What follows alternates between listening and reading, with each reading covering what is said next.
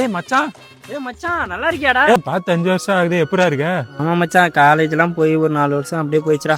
மச்சான் இது யாரு புதுசா? இவன் காலேஜ் ஃப்ரெண்டுடா. Hi bro. மச்சான் என்னடா இது? மச்சான் அப்படிதான் விட்றா, கண்டுக்காத.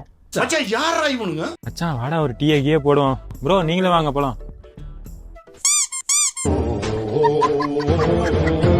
மச்சான் யாரா இவனுங்க? மச்சான் எனக்கு ஒரு டீ. உனக்கு டீயா காஃபியா? எனக்கு டீடா. ப்ரோ உங்களுக்கு? ஒரு ஓரியோ மில்க் ஷேக் ஒண்ணு. மச்சான் யாரா அவன் டீ கடையில வந்து மில்க் ஷேக் எடுத்துக்கான்? மச்சான் அப்படிதான் விட்றா, கண்டுக்காத. மச்சான் யாரா இவனுங்க? மச்சான் யார்கிட்டடா இவ்வளவு சீரியஸா பேசிட்டு இருக்காரு?